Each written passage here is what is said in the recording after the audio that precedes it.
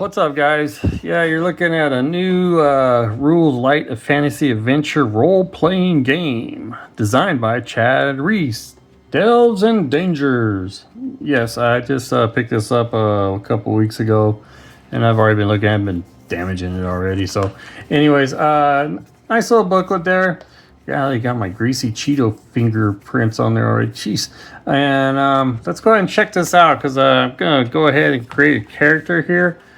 Delves and Dangers, Chad Reese. He has a YouTube channel, Mage Hammer. I'll have the YouTube channel link in the descriptions below. Please check the descriptions out while you're watching the video or whatever, because a lot of us put links in there of other fellow channels and, places to go to either find the product that we're talking about or the game we're playing, or other little tips to lead you somewhere in there. But anyways, let's see. We got the welcome page here. Let's get right to it. As a rules light game, Delves and Dangers is designed for people who want a fast, fun, and easy gaming experience. That is me.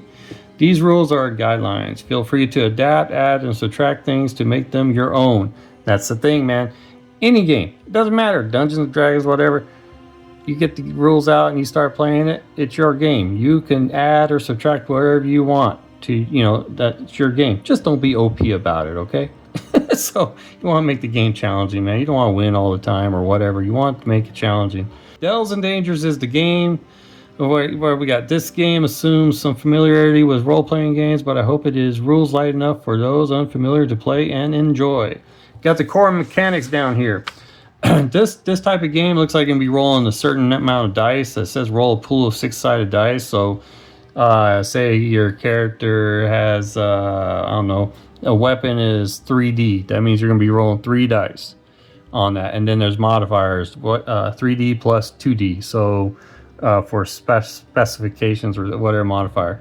So any die coming up with 3+ counts as a success. Rolls an unmodified 6. Ooh, we got exploding 6s. So that's pretty cool. Compare the number of successes to a target number to determine an in-game effect. Character creation, pretty dang quick. Strength, agility, and mind. Distribute the following point values each to an attribute of your choice. 3, 2, 2. So you can move these around for you could do agility 3, strength 2, mind 2, or strength 2 or strength 3, and then agility and mind 2s, whatever. Come over here and then you get to pick out the kindred you want. Pick out the kin. So human, dwarf, elf, fell cat. You could be cat people. Harefoot, which is obviously halflings. Half orc, which are minotaurs. Which, for me personally, I will probably never use the half orc or the minotaurs because I'm not purist, but I don't need orcs in my group. So minotaurs definitely no. They're just too grumpy. So anyway, stamina. Is a character starting stamina is strength multiplied 3 plus 6. Stamina is strength, so your strength say is 3. Multiplied by 3 would be 9 plus 6. You'll be 15 for stamina, and I'm assuming that's going to be your health points, your hit points. And it looks like you got languages here. Characters know the trade language and their kindred language without cost. Character may have an additional number of languages up to that character's mind score, so your intellect. And we go to the next page here. Okay, your professions. You got cleric, druid, monk, ranger, thief, warrior, and wizard. So you can pick out whatever you want. 1, 2, 3, 4, 5, 6, 7. Maybe I could roll a D8. If I roll an 8, we'll re-roll. And so I like the dice to tell me, you are going to be this dude. I already could tell you, I'm looking at the ranger. I always enjoyed clerics. And then, of course, warrior. I am so DPS, dude. I just love warriors. So thieves, and they're so dang weak though. But I can see their advantages. And then it gives you let's look at warriors. It says combat specialist. So you're gonna add plus 2D to attack roll. So you're gonna add 2 dice to whatever the actual attack roll is, and an additional 1D at every level, evenly divisible by 3. So as you grow in levels, you add a dice to your attacks, your combats. Tough is a +1 stamina per level, looks like. So I guess if you go level 2, you get another +1, blah, blah, blah. Proficiency, any weapon, strength, resistance. Let's see, we go look at wizard here, and they got spellcaster. Can cast spells and add an extra die to your roll level to casting rolls. Spell focus crafter, a wizard can craft and charge a spell focus. Spell book, Wizard begins play with a spellbook that contains the wizard's known spells. Proficiency. Wizard can equip a dagger, a club, a staff, of course staff. Light crossbow. Oh wow. And mind resistance. So pretty cool. So we got the professions here, and it explains their little modifiers on their dice rolls for offense and defense and healing. Oh, Druid's got animal form over here at level 3. Wow, you could bust yourself out and become a bear or whatever. So, alrighty. Proficiency bonus. Okay, looks like if your levels 1 to 4, you get a +1, 5 to 9 +2, and so forth up here on the table. Character begins play with a proficiency bonus that improves as the character reaches certain levels, according to the tables above. The proficiency bonus should be added to a roll if the character has training or experience because of their kindred or their profession. Got it. Attribute rolls are usually made to accomplish a difficult task. The DD decides attribute is most applicable to the task and decides whether the character's kindred or profession allow the character to apply her proficiency bonus, profession bonus, kindred bonus, or some other modifier. Okay. The DD, that must be like the game master or whatever, I'm assuming. I'm just going through this briefly here. You could get this book on Amazon, or you get a PDF form on DriveThru and knock yourself out with it. It looks like it's going to be a pretty cool game. I'm excited to get a character going here. Actually, going to get 4 going. And the other thing is he has a actual sci-fi one. Boom, this one right here, Gravity Drives and Dangers, a space opera role-playing game. It's very similar to Delves and Dangers. Yeah, it's got the same layout, looks like. It starts off with 3, 2, 2, and so forth, but we'll do a little review on this one later. Just giving you a heads up that, you know, he's got fantasy and sci-fi out there, and he just finished up a tabletop miniature war game, so you gotta check that out too. Miniatures game, not war game. When I say war game, I think of the hex encounter kind of stuff, but resistance are used 2 ways as a dice pool for resistant rolls used to avoid some traps, disease, poisons. Okay, so your strength resistant, agility resistant, and mind resistance. Alrighty. Traps, pit traps. A creature may make an agility resistant roll. Got it. Same with needle traps, falling block traps.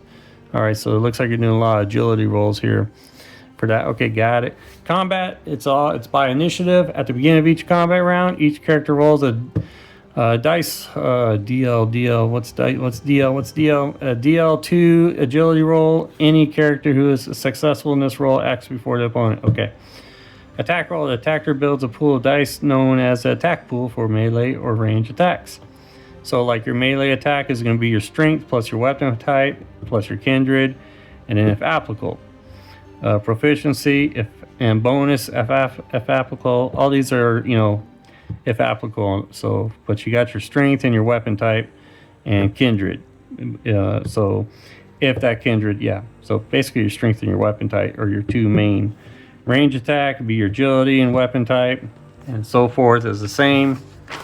Page 7 tells you about the damage of any kind is subtracted from the target's stamina. Damage rolls from traps, poisons, creatures do not explode and are not, oh thank goodness they're not exploding. 6, that's fine. Knocked out and dying. When a character's stamina reaches 0, the character is knocked out and dying. My personal opinion on when you reach level 0, it's real simple. You're dead.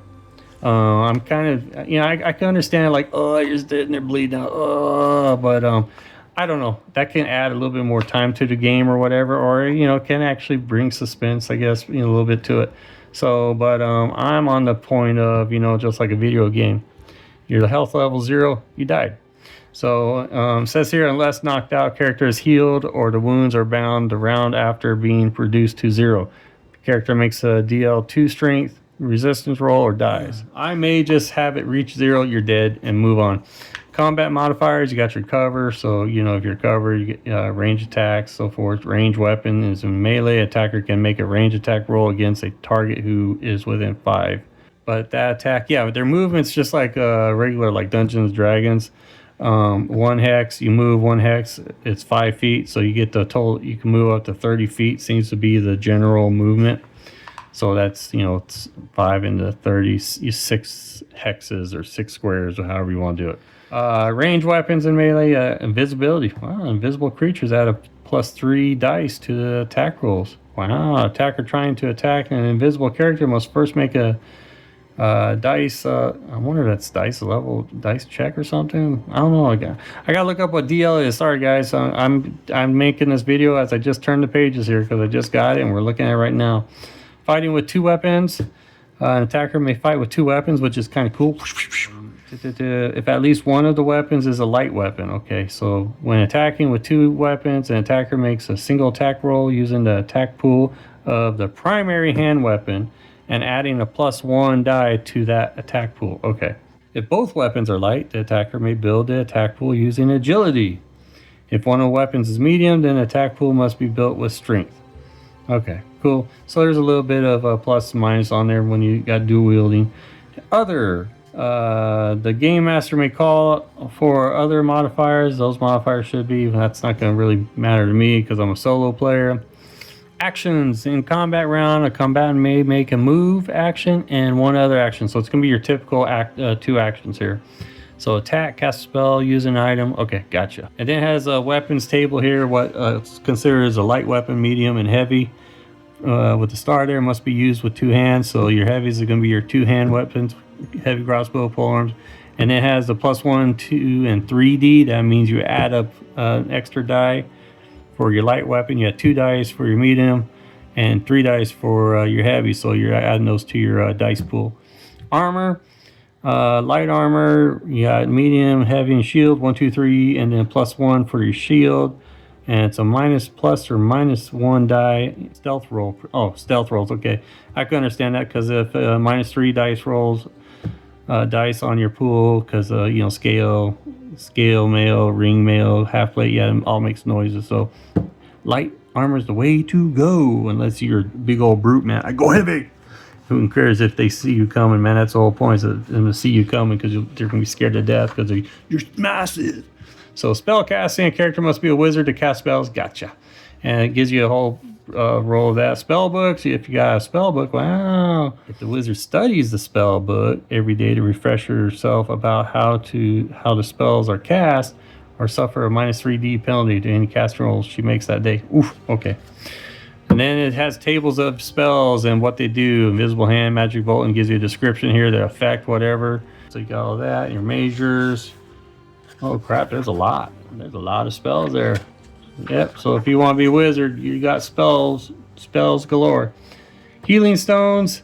Looks like a cleric can create and maintain a number of healing stones equal to her mind plus proficiency bonus plus level.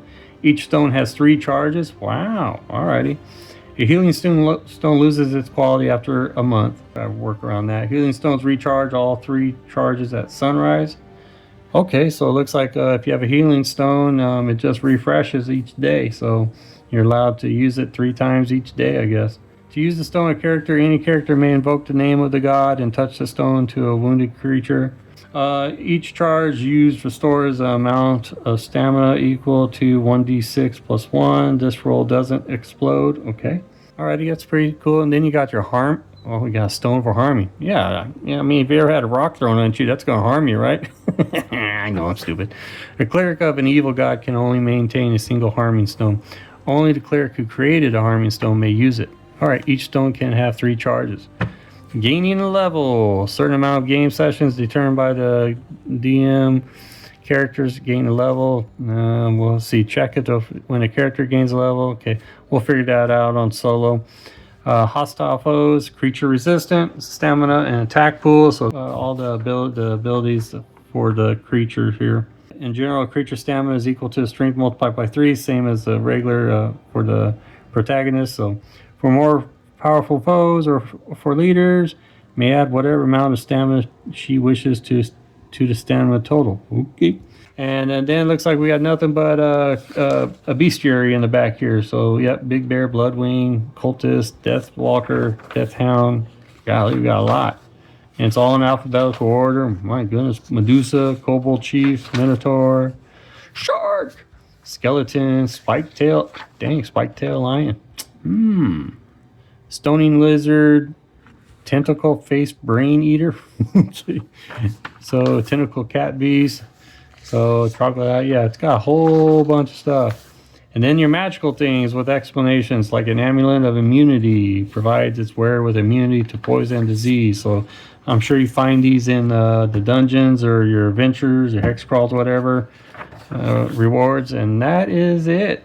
And then it's got on the back here, it has a player sheet here with to fill it in. I found one right here that has 4 players I could use. 1, 2, 3, 4, and fill it in. So go ahead and fill in this character and see. I have to come up with a name and all that and see what it looks like. Okay, this will come to no surprise to you guys. I already told you that I love warriors, and I like to stick to humans because that's who I am and that's who I know how to play. Name, I'll figure out a name later. Let's see. So with the human, distribute an additional point to any attribute of character creation. Movement is 30, so printer didn't print up too well. I think MV here is your movement, so I'll just throw 30 right there. Profession, let's see, you saw so instead of 322, I get to add an additional point. Well, I'm going to do strength as 3, agility with the +1 instead of 2. I'm going to make it a 3, and then we'll make my mind 2. I'm just a dumb old warrior. That takes care of that. And then it looks like KA is your kindred ability. Profession. Let's do profession. Oh, we need to do stamina real quick. So my stamina, okay, so multiply by 3. Strength 3 multiplied by 3 is 9, and +6 makes it 15. So I'm assuming it's probably just a 15's average. Languages, I'm not gonna worry about it. Human. So we'll just, I'll just put down human. So, and that's it for kindred. And then we move on to proficient. Well, I told you I was gonna be a warrior. So a warrior combat's gonna be +2d to the attack rolls, and then you got your strength and your agility resistance and mind resistance. I wonder how you roll for that, or I bet you that's in with each character here. Tough is a +1 stamina, so he gets an extra stamina, so he's at 16 instead of 15. Already racing. If you guys are still with me, thank you for following along here. Again, I am doing a little character creation, Delves and Dangers kind of rulebook review, or whatever you want to call it. Any weapon, I'll get to that here pretty soon. Okay, this is what I have so far. Profession, warrior, human, obviously level 1, strength 3, agility 3, mind 2, proficiency bonus is a +1 because we're level 1. Armor, I put down light and it has a 1, so am I supposed to put 1 right here, Chad, or what? My stamina is 16. My strength resistance, because warriors have strength resistance, is 3. Yeah, I'm assuming that's what it is. Professional ability, and I'm a warrior. There is no professional ability yet. Kindred ability doesn't say anything about for humans. It's just that +1 additional point to attribute, which I already put it in there, so I wasn't sure if I needed to write it all right there or not. So we got that. My weapon's a longsword. Let's get over to the weapons here. My weapon's a longsword, so it's a +2 dice. I get +2 dice. I put it over here in damage. I'm assuming that's where it needs to go. There's my armor, light armor, and it just says 1. Padded leather, chain shirt, studded leather, and then 1. So that's why I put the 1 point right here in armor. Not sure if that's how it's supposed to be or not. What's on the other page here? Spellcast. Okay, it's the wizard stuff. So I think that's it. Spells, notes on book, nothing. Proficiencies. I don't think I have any proficiencies. Yeah, from what I see here, just proficiency bonus is all I saw there. That's why I added it right there where PB +1 is. But for proficiency, I don't know what, I guess I'll leave that blank. Chad, let me know if you're watching this video. Please leave a comment below, let me know. And we'll go, and then I'll just wait for his comment, or I'll get hold of some other way, probably through Facebook, whatever. I'll do the 3 others, but that's pretty much it. It's pretty quick to do a character creation here. Talked about while I was explaining the book here. So Delves and Dangers, and then it's like, is there any adventures in here for you? No, you make it up yourself, man. And there's tons of books out there that could get you going, adventure like quest hooks or something like that. It's really easy to start off. So, and that is it. I don't think I missed anything else in here. No. Check it out, Delves and Dangers. I think this is going to be a fun game to play here. I have no red flags towards it or anything. So it's a rules light fantasy RPG designed by Chad Reese, aka Mage Hammer. And on the back of the book, it just tells you the same thing it tells you in the first page there. Any questions, comments, please leave them down below, and you will see a game of this very soon. I was thinking of making Thursdays my mishmash games, like one game of Demon Hunter, one game of Spider Hunt, and then Delves and Dangers or Mini Worlds, something like that. So, and do one of those once every other week and go from there. So if you haven't subscribed, please do so. I got Shadow Dark games on there and 4 Against Darkness and all this stuff. Hopefully some tabletop miniatures games here.